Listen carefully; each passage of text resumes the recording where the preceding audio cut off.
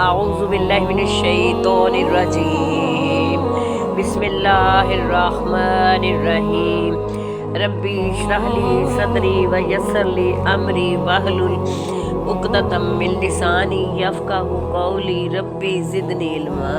الحمدللہ۔ السلام علیکم، قرآن و سنت چینل میں خوش آمدید۔ آج میں پہلے نمبر پر ویڈیو ڈالنے لگی ہوں جنات، شیاطین و جادو سے حفاظت و نجات کی دعا ہے۔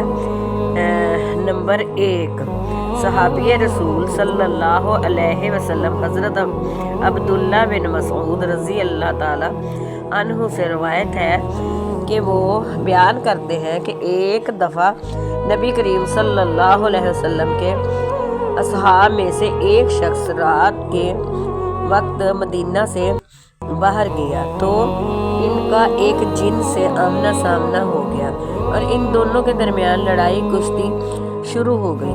جن نے صحابی کو دبوچنا چاہا تو صحابی نے اسے دھکا دے کر زمین پر گرا دیا۔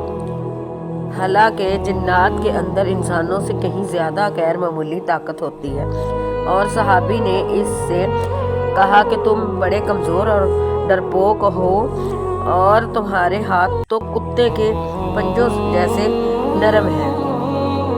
اچھا یہ بتاؤ، سارے جنات ہی ایسے کمزور ہوتے ہیں یا تم ہی اتنے لاغر اور کمزور ہو؟ اس نے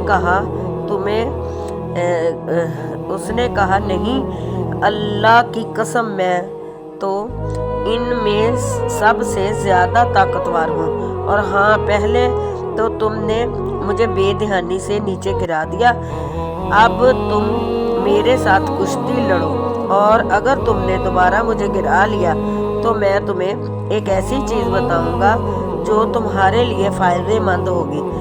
چنانچہ دوبارہ صحابی اور جن کے درمیان لڑائی کشتی شروع ہوئی تو صحابی رسول صلی اللہ علیہ وسلم نے جن کو پھر چاروں شانے جھت کر دیا اور اوپر چڑھ گئے اور اس سے کہا کہ اب وہ نفع بخش چیز بتلاؤ ورنہ میں تمہیں نہیں چھوڑوں گا۔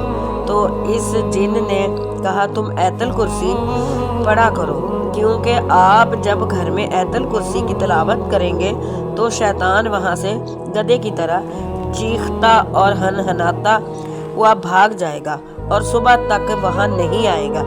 اللہ آپ کا حامی و ناصر ہو۔ اللہ حافظ۔